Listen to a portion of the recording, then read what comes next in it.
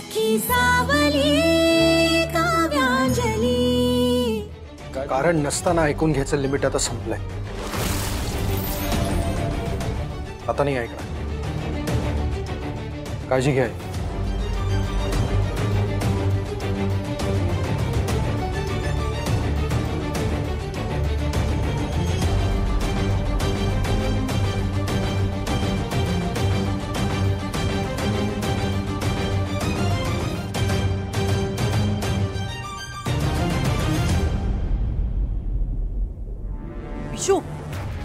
विशू, विश्वजित, अरे एवढा तडकाफडकी कुठे निघालास? काव्याला तुझ्या आधाराची गरज आहे विशू। असं न सांगता सवरता कुठे चाललास? तिला कोणाच्या आधाराची गरज नाही आहे, स्वतंत्र व्यक्ती आहे ती। म्हणजे काय झालं? तुझ्या तिच्यात काय बोलणं झालं? बोलणं? काव्या कधी कोणाशी बोलते का? ती फक्त ऐकवते आणि अपमान करते, दुसरं काही नाही।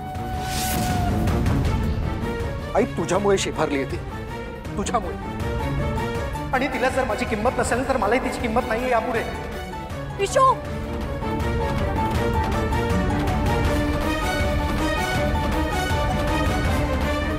काव्याचं तुझ्या आयुष्यातलं मोल काय आहे हे तुला कधी कळलंच नाही विश्वजित। तुला त्याची जाणीव करून द्यायची वेळ आलीये आणि ते केल्याशिवाय मी आता शांत बसणार नाही।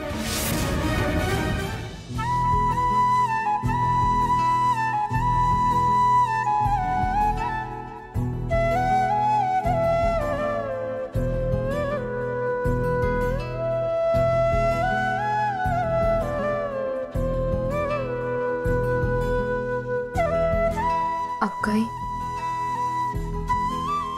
पाणी पिऊन घे।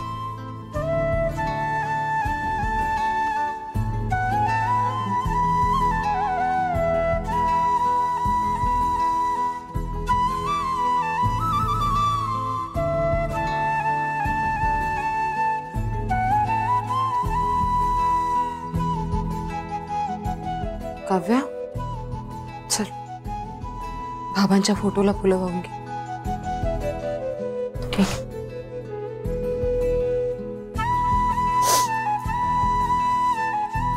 चल लाड,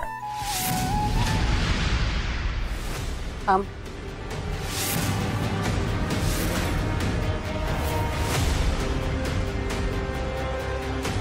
आई, हे तुला सांगितलंय ना, हिचा काय संबंध?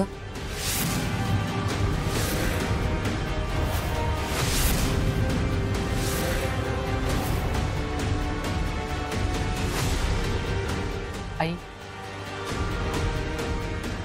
मगाशी लाडू मला काय म्हणाली माहितीये? ती काय म्हणणार? शिव्या घातल्या असतील मला।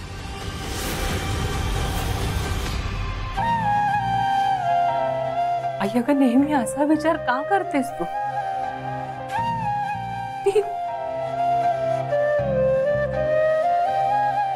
इकडे तू ये। आशू, इकडे बाळा।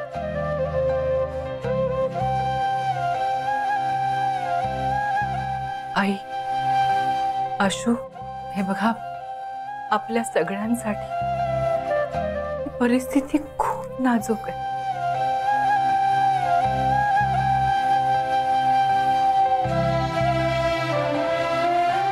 इथून पुढे आपले बाबा आपल्या बरोबर या घरात नसतील,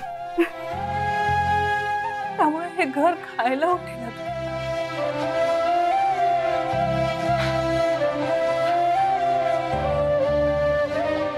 त्यामुळे